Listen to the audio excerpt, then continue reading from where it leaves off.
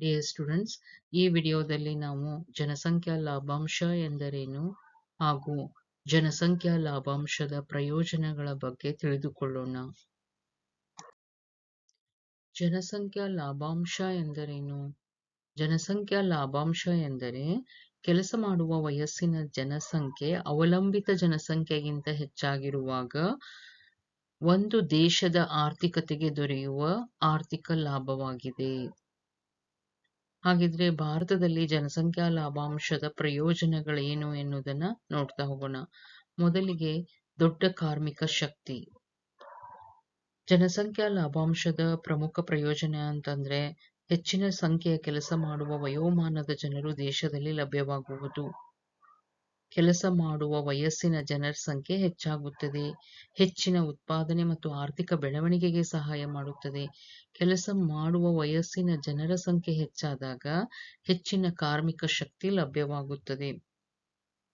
ಇದರಿಂದಾಗಿ ಹೆಚ್ಚಿನ ಜನರು ಕೃಷಿ, ಕೈಗಾರಿಕೆ, ಸೇವಾ ವಲಯಗಳಲ್ಲಿ ಕೆಲಸ ಮಾಡಿ ದೇಶದ ಉತ್ಪಾದನೆಯನ್ನ ಹೆಚ್ಚಿಸುತ್ತಾರೆ.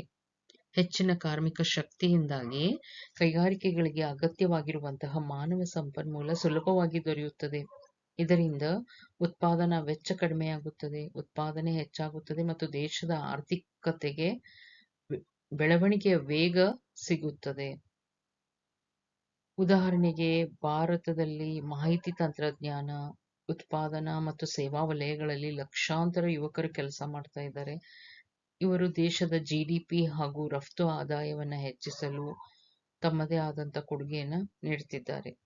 ಆದ್ದರಿಂದ ಹೆಚ್ಚಿನ ಕಾರ್ಮಿಕ ಶಕ್ತಿ ಅಂತಂದ್ರೆ ಹೆಚ್ಚಿನ ಉತ್ಪಾದನೆ, ಹೆಚ್ಚಿನ ಆದಾಯ ಮತ್ತು ವೇಗವಾದ ಆರ್ಥಿಕ ಅಭಿವೃದ್ಧಿ ಅಂತ ಹೇಳಬಹುದು. ಇನ್ನು ಎರಡನೇದಾಗಿ ಹೆಚ್ಚಿನ ಉಳಿತಾಯ.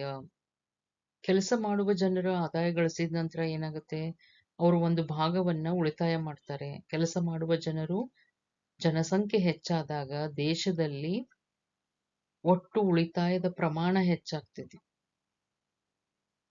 ಅವಲಂಬಿತ ಜನರ ಪ್ರಮಾಣ ಕಡಿಮೆಯಾಗುವುದರಿಂದ ಕುಟುಂಬಗಳ ಖರ್ಚು ಕಡಿಮೆ ಆಗ್ತೈತಿ. ಇದರಿಂದ ಹೆಚ್ಚು ಉಳಿತಾಯ ಮಾಡಲು ಸಾಧ್ಯವಾಗುತ್ತದೆ. ಅವಲಂಬಿತ ಜನರ ಸಂಖ್ಯೆ ಕಡಿಮೆಯಾದಾಗ ಕುಟುಂಬದ ಖರ್ಚು ಕಡಿಮೆಯಾಗುತ್ತದೆ. ಇದರಿಂದ ಹೆಚ್ಚಿನ ಉಳಿತಾಯ ಸಾಧ್ಯವಾಗುತ್ತದೆ. ಹೆಚ್ಚಿನ ಉಳಿತಾಯದಿಂದ ಬ್ಯಾಂಕುಗಳು ಮತ್ತು ಹಣಕಾಸಿನ ಸಂಸ್ಥೆಗಳಿಗೆ ಹೆಚ್ಚಿನ ಹಣ ದೊರೆಯುತ್ತದೆ. ಈ ಹಣವನ್ನ ಕೈಗಾರಿಕೆಗಳು, ಕೃಷಿ ಮತ್ತು ಮೂಲಸೌಕರ್ಯಗಳ ಅಭಿವೃದ್ಧಿಗೆ ಸಾಲವಾಗಿ ನೀಡಲಾಗುತ್ತದೆ. ಇದರಿಂದ ಬಂಡವಾಳದ ನಿರ್ಮಾಣ ಹೆಚ್ಚಾಗಿ ದೇಶದ ಆರ್ಥಿಕ ಅಭಿವೃದ್ಧಿಗೆ ನೆರವಾಗುತ್ತದೆ. ಉದಾಹರಣೆಗೆ ಜಪಾನ್ ಮತ್ತು ದಕ್ಷಿಣ ಕೊರಿಯಾ ದೇಶಗಳು ಹೆಚ್ಚಿನ ಉಳಿತಾಯದ ಮೂಲಕ ವೇಗವಾಗಿ ಕೈಗಾರಿಕಾ ಅಭಿವೃದ್ಧಿಯನ್ನ ಸಾಧಿಸಿದವು.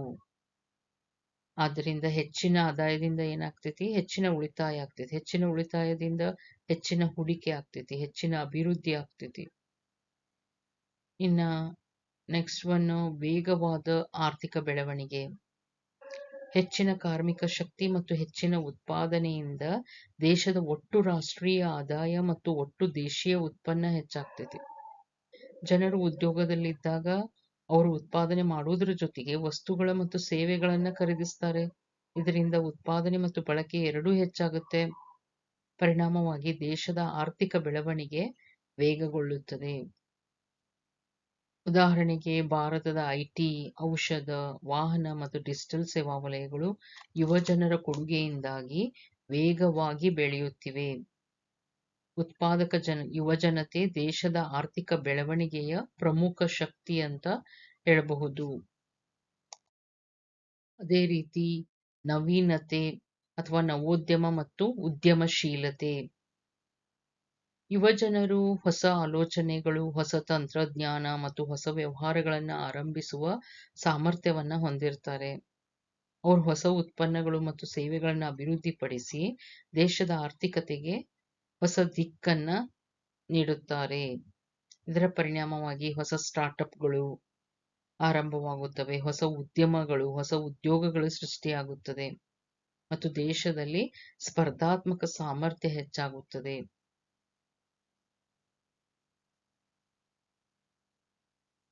ಉದಾಹರಣೆಗೆ ಭಾರತವು ಇಂದು ವಿಶ್ವದ ಪ್ರಮುಖ ಸ್ಟಾರ್ಟ್ಅಪ್ ರಾಷ್ಟ್ರಗಳಲ್ಲಿ ಒಂದಾಗಿದೆ. ಫಿನ್ಟೆಕ್, ಎಡ್ಯುಟೆಕ್, ಹೆಲ್ತ್ ಟೆಕ್ ಮತ್ತು ಕೃತಕ ಬುದ್ಧಿಮತ್ತೆ ಕ್ಷೇತ್ರಗಳಲ್ಲಿ ಸಾವಿರಾರು ಹೊಸ ಉದ್ಯಮಗಳು ಆರಂಭವಾಗಿವೆ. ಆದ್ರಿಂದ ಯುವಕರು ಹೊಸ ಆಲೋಚನೆಗಳು, ಹೊಸ ಉದ್ಯಮಗಳನ್ನ ಹುಟ್ಟುಹಾಕ್ತಾರೆ.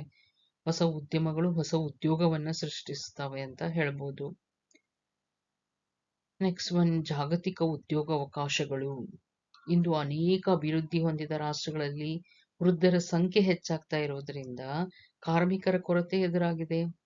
ಇಂಥ ಸಂದರ್ಭದಲ್ಲಿ ಭಾರತದ ಯುವಕರು ತಮ್ಮ ಕೌಶಲ್ಯ ಮತ್ತು ಪ್ರತಿಭೆ ಮೂಲಕ ವಿದೇಶಗಳಲ್ಲಿ ಉದ್ಯೋಗ ಪಡೆಯುವ ಅವಕಾಶವನ್ನ ಪಡೀತಾ ಇದ್ದಾರೆ.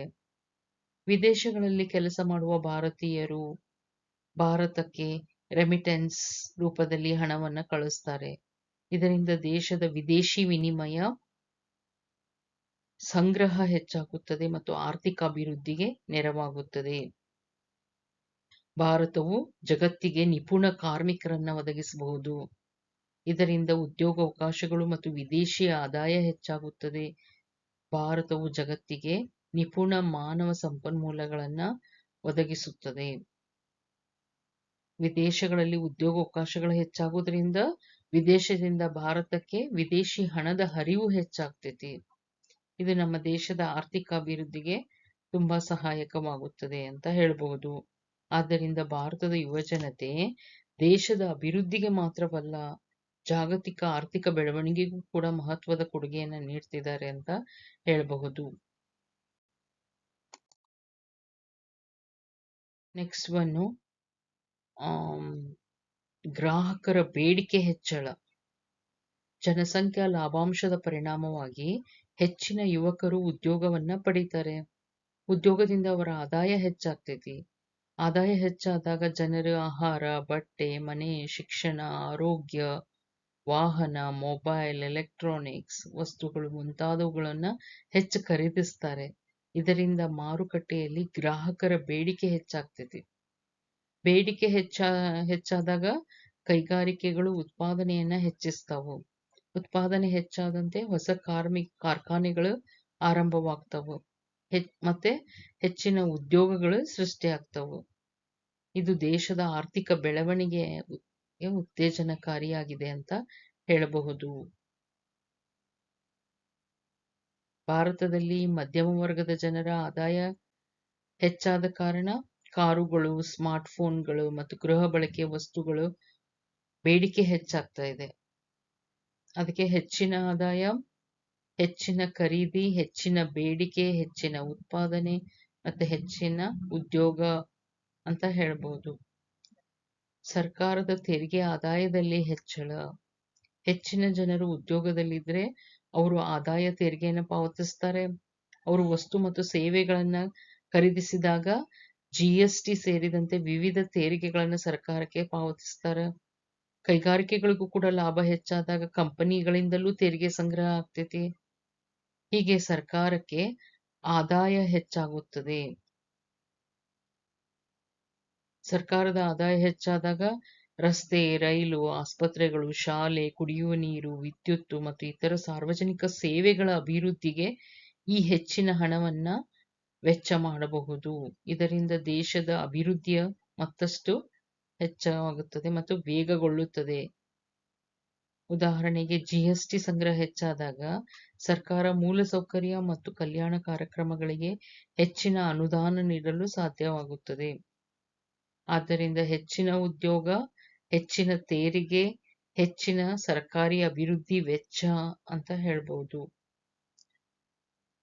ಅದೇ ರೀತಿ ಮುಂದೆ ಜನಸಂಖ್ಯಾ ಲಾಭಾಂಶದಿಂದ ಬಡತನವನ್ನ ಕಡಿಮೆ ಮಾಡಬಹುದು.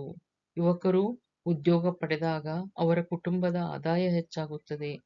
ಆದಾಯ ಹೆಚ್ಚಿದಂತೆ ಕುಟುಂಬವು ಉತ್ತಮ ಆಹಾರ, ಶಿಕ್ಷಣ, ಆರೋಗ್ಯ ಮತ್ತು ವಸತಿ ಸೌಲಭ್ಯಗಳನ್ನು ಪಡೆಯಲು ಸಾಧ್ಯ ಆಗ್ತೈತಿ. ಇದರ ಪರಿಣಾಮವಾಗಿ ಬಡತನ ಕಡಿಮೆಯಾಗುತ್ತದೆ, ನಿರುದ್ಯೋಗ ಕಡಿಮೆಯಾಗುತ್ತದೆ ಮತ್ತು ಜನರ ಜೀವನ ಮಟ್ಟ ಸುಧಾರಿಸುತ್ತದೆ. ಬಡತನ ಕಡಿಮೆಯಾದಾಗ ಸಮಾಜದಲ್ಲಿ ಸಾಮಾಜಿಕ ಮತ್ತು ಆರ್ಥಿಕ ಸ್ಥಿರತೆ ಕೂಡ ಹೆಚ್ಚಾಗುತ್ತದೆ. ಉದಾಹರಣೆಗೆ ಕೌಶಲ್ಯ ಅಭಿವೃದ್ಧಿ ತರಬೇತಿ ಪಡೆದು ಉದ್ಯೋಗ ಪಡೆದಂತ ಯುವಕರ ಕುಟುಂಬಗಳು ಬಡತನದಿಂದ ಹೊರಬಂದು ಉತ್ತಮ ಜೀವನ ನಡೆಸಲು ಸಾಧ್ಯವಾಗುತ್ತಿದೆ.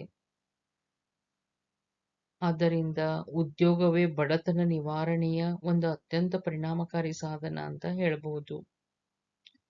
ಹೆಚ್ಚಿನ ಹೂಡಿಕೆ. ಜನರು ಹೆಚ್ಚಿನ ಉಳಿತಾಯ ಮಾಡಿದಾಗ ಬ್ಯಾಂಕುಗಳು ಮತ್ತು ಹಣಕಾಸಿನ ಸಂಸ್ಥೆಗಳ ಬಳಿ ಹೆಚ್ಚಿನ ಹಣ ಲಭ್ಯ ಆಗುತ್ತೆ. ಅವ್ರ ಬಳಿ ಹೆಚ್ಚಿನ ಹಣ ಬಂದಾಗ ಅವರು ಕೈಗಾರಿಕೆಗಳಿಗೆ, ವ್ಯಾಪಾರ ಸಂಸ್ಥೆಗಳಿಗೆ, ಸರ್ಕಾರದ ಅಭಿವೃದ್ಧಿ ಯೋಜನೆಗಳಿಗೆ ಹೂಡಿಕೆ ಮಾಡೋದಕ್ಕೆ ಸಾಧ್ಯ ಆಗುತ್ತದೆ. ಹೆಚ್ಚಿನ ಹೂಡಿಕೆಯಿಂದ ಹೊಸ ಕೈಗಾರಿಕೆಗಳು, ಕಾರ್ಖಾನೆಗಳು, ರಸ್ತೆ, ಬಂದರುಗಳು, ವಿದ್ಯುತ್ ಯೋಜನೆಗಳು ಮತ್ತು ತಂತ್ರಜ್ಞಾನದ ಅಭಿವೃದ್ಧಿಯಾಗುತ್ತದೆ. ಇದರ ಪರಿಣಾಮವಾಗಿ ಉತ್ಪಾದನೆ ಮತ್ತು ಉದ್ಯೋಗ ಎರಡೂ ಹೆಚ್ಚಾಗುತ್ತದೆ. ಉದಾಹರಣೆಗೆ ಭಾರತದಲ್ಲಿ ಮೂಲಸೌಕರ್ಯ ಯೋಜನೆಗಳು ಮತ್ತು ಸ್ಟಾರ್ಟ್ಅಪ್ಗಳಲ್ಲಿ ಹೆಚ್ಚುತ್ತಿರುವ ಹೂಡಿಕೆ ಉದ್ಯೋಗ ಸೃಷ್ಟಿಗೆ ಸಹಕಾರಿಯಾಗಿದೆ. ಹೆಚ್ಚಿನ ಉಳಿತಾಯ, ಹೆಚ್ಚಿನ ಹೂಡಿಕೆ, ಹೆಚ್ಚಿನ ಉತ್ಪಾದನೆ ಮತ್ತು ಹೆಚ್ಚಿನ ಉದ್ಯೋಗ ಅಂತ ಹೇಳ್ಬೋದು. ಜೀವನ ಮಟ್ಟ ಸುಧಾರಣೆ. ಜನಸಂಖ್ಯಾ ಲಾಭಾಂಶದ ಮೂಲಕ ಉದ್ಯೋಗ ಮತ್ತು ಆದಾಯ ಹೆಚ್ಚಿದಾಗ ಜನರ ಜೀವನ ಮಟ್ಟ ಸುಧಾರಿಸುತ್ತದೆ. ಅವರು ಉತ್ತಮ ಶಿಕ್ಷಣ, ಉತ್ತಮ ಆರೋಗ್ಯ, ಪೌಷ್ಟಿಕ ಆಹಾರ, ಉತ್ತಮ ಮನೆ ಮತ್ತು ಉತ್ತಮ ಜೀವನ ಸೌಲಭ್ಯಗಳನ್ನು ಪಡೆಯಲು ಸಾಧ್ಯ ಆಗ್ತೈತಿ. ಜೀವನ ಮಟ್ಟ ಸುಧಾರಿಸಿದಂತೆ ದೇಶದ ಮಾನವ ಅಭಿವೃದ್ಧಿ ಸೂಚ್ಯಂಕ ಕೂಡ ಉತ್ತಮವಾಗ್ತೈತಿ. ಇದರಿಂದ ದೇಶದ ಒಟ್ಟಾರೆ ಸಾಮಾಜಿಕ ಮತ್ತು ಆರ್ಥಿಕ ಅಭಿವೃದ್ಧಿ ಸಾಧ್ಯವಾಗುತ್ತದೆ. ಉದಾಹರಣೆಗೆ ಸ್ಥಿರ ಆದಾಯ ಹೊಂದಿರುವಂತಹ ಕುಟುಂಬಗಳು ತಮ್ಮ ಮಕ್ಕಳಿಗೆ ಉತ್ತಮ ಶಿಕ್ಷಣ ನೀಡಿ ಅವರ ಭವಿಷ್ಯವನ್ನ ಉತ್ತಮಗೊಳಿಸ್ತಾರೆ.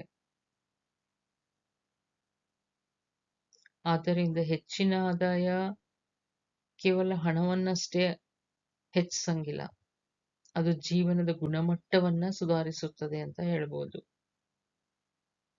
ಆದ್ದರಿಂದ ಭಾರತದ ಭವಿಷ್ಯದ ಜನಸಂಖ್ಯಾ ಲಾಭಾಂಶ ಯಾವ ರೀತಿ ಇದೆ ಅಂತಂದ್ರೆ, ಭಾರತವು ವಿಶ್ವದ ಅತಿ ದೊಡ್ಡ ಯುವ ಜನಸಂಖ್ಯೆಯನ್ನ ಹೊಂದಿದೆ. ಕೆಲಸ ಮಾಡುವ ವಯಸ್ಸಿನ ಜನರ ಪ್ರಮಾಣ ಹೆಚ್ಚಿರುವುದರಿಂದ ಉತ್ಪಾದಕತೆ, ಉಳಿತಾಯ, ನವೀನತೆ ಮತ್ತು ಆರ್ಥಿಕ ಬೆಳವಣಿಗೆಯನ್ನು ಹೆಚ್ಚಿಸುವಂತ ಅವಕಾಶವಿದೆ.